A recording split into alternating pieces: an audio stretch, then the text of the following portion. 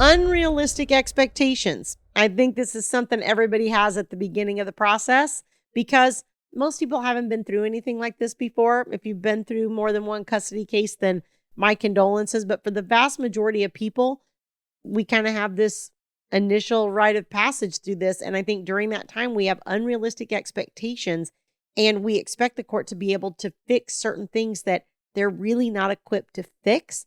And then what happens is we become disillusioned very quickly and we feel very frustrated by the system in general. So I want to help set your expectations for what's to come a little bit so that you don't kind of have that shock of, oh my goodness, these problems can't be solved. Before we dive in, let me just remind you, if you like this content and find it helpful, don't forget to hit like on this video. Also subscribe to the channel so that you get notified as new videos are released. And if you know other people that are going through this or struggling, feel free to share this content with them. Why do we have unrealistic expectations? Well, I think first of all, we expect the court to be able to implement things that are going to be able to control the behavior of the other person. And especially when you're dealing with a high conflict or narcissistic person, this becomes very, very true, is we expect the court to be able to make it stop, right? And make it stop not only in regards to us, but also make it stop in regards to our children. And I think we get into this, especially when we talk about things like verbal and emotional abuse, because the laws are coming along on that type of stuff. Financial abuse and different things are starting to be incorporated into different states' laws around that type of thing. But verbal and emotional abuse in particular is very, very hard to prove.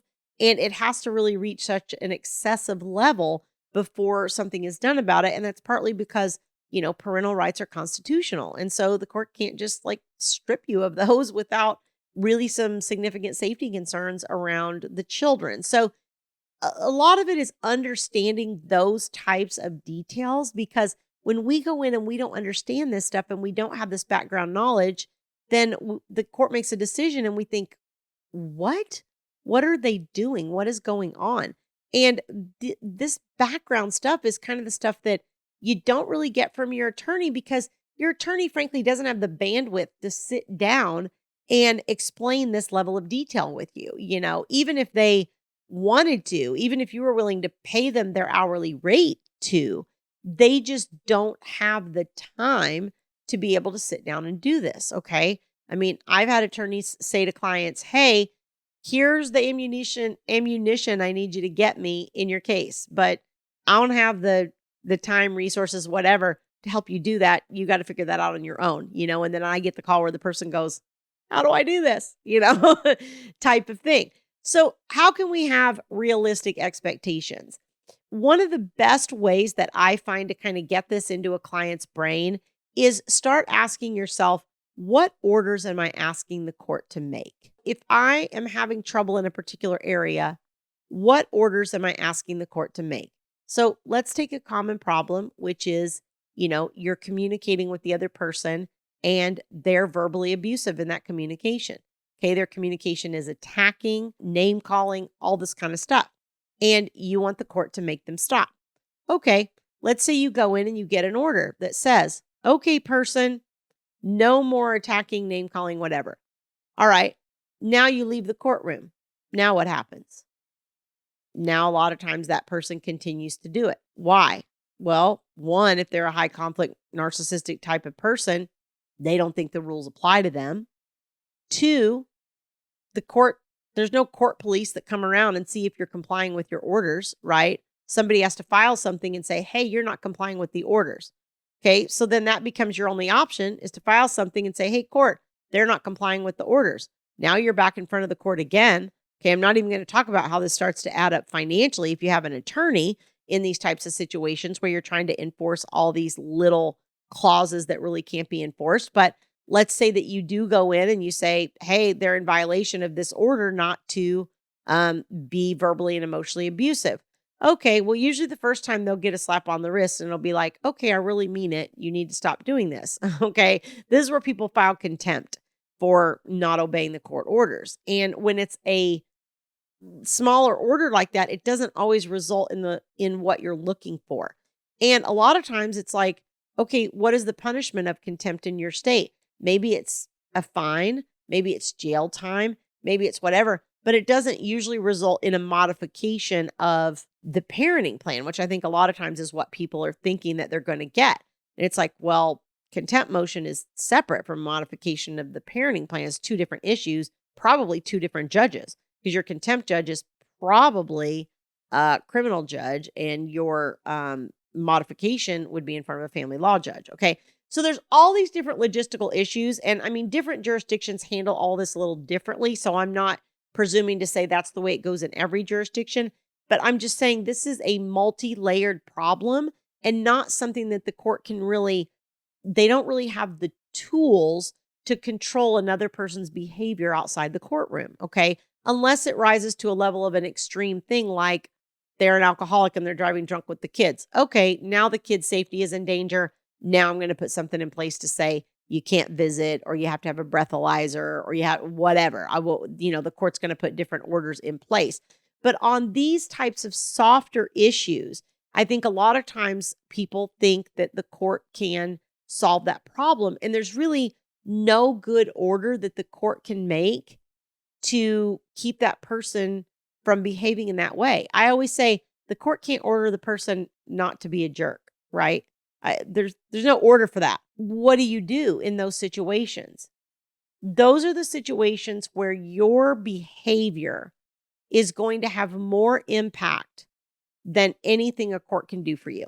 The way you choose to respond to communications, the way you choose to react to situations, the way you handle those little glitches as they come up, how emotional you get, all of those things are what kind of feed the beast. Okay. And those tools are all within your tool chest. You just don't realize it a lot at the beginning. A lot of times we expect the court to fix those problems, and the court can't fix those problems. The court can only say, hey, here's your parenting plan. Hey, here's your vacation schedule. Hey, here's where your pickup and drop offs are going to happen. Hey, here's where the kid's going to go to school. Hey, here's what your child support's going to be. Hey, here's the division of your estate. They can say all those things. They can give you great orders on all of that. Okay. Those are big rocks, right? Those are big rocks, and they can make orders on big rocks. But a lot of times our unrealistic expectations come from all the little tiny pebbles that are coming down in between the cracks of those big rocks. Okay. And all those little tiny pebbles, again, the court does not have the ability or the bandwidth to manage. And especially when you're dealing with a high conflict or narcissistic person, it becomes really challenging because you're like, I'm out of the relationship, but I'm still dealing with all of these negative pieces of this relationship. And how do I get it to stop? When I first start working with somebody, a lot of times they'll say to me, when's the other parent going to stop? And my answer to that is always, they're not. They're not. And I know that's a frustrating and maybe even devastating thing to hear me say. They're not going to stop. If you keep handling things the way you've been handling it throughout your relationship with them, then that is going to carry over into your co-parenting situation after the relationship ends. And if you've been struggling in your co-parenting, then if you continue to do what you've been doing, guess what? You're going to get more of what's happening. So the ability to affect the change lies with you. And look, that's great news. That's ecstatic news, because that means I don't have to go in front of a judge or pay a lawyer thousands of dollars every time there's this little glitch. I just have to learn specific techniques, put those in place, be consistent with them, and that will end the narcissistic abuse, and it will end your anxiety and your stress and all the things that you're feeling around this. I find most of the time the fear comes out of the unknown. Again, unrealistic expectations. If the other person says, oh, the judge is going to blah, blah, blah, you're like, is the judge going to blah, blah, blah? Is the judge going to be mad at me for doing that? Is the judge not going to care? I don't know. How do you find out? You educate yourself. That's what you do. Because when you start to educate yourself and then that person says something like that, you're like, a judge isn't going to do that. You kind of have an idea, right? I mean, we always say anything can happen. You can't guarantee what a judge is or isn't going to do, but you're going to know that the likelihood of that is like, probably not. They're just blowing smoke, right? They're trying to manipulate me, bully me, convince me. That's probably not something that's going to come out of the courtroom. But you have to educate yourself in the first instance for you to start to understand those things. And that's why we have unrealistic expectations, because we don't know anything. And a lot of times we just go in and we hand everything over to an attorney, and then we can't figure out why we're so stressed and anxious and can't sleep and can't eat and can't all of these things. Well, I hired an attorney. Why don't I feel better? Because you don't understand what's happening. And you need to understand for your own well-being and your own ability to advocate for yourself and understand what things the court can fix for you and what things the court can't fix for you. If you'd like help with that, you can go to divorceuniversityonline.com/VIP-coaching. There's information on that page on my group coaching programs for moms and for dads. And if you're in a situation where you really need a higher level of support, you can also get information on my VIP premium one-on-one coaching services, okay? Those do require more of an investment, but if your fat is in the fire and you're dealing with custody evals and minors counsel and protective orders and restraining orders and all of those kinds of chaotic things, then that's probably going to be the better option for you. All right, so thanks for joining me. I will see you guys next time. We'll grow in number, fueled by them to see the horizon, turn us to thousands.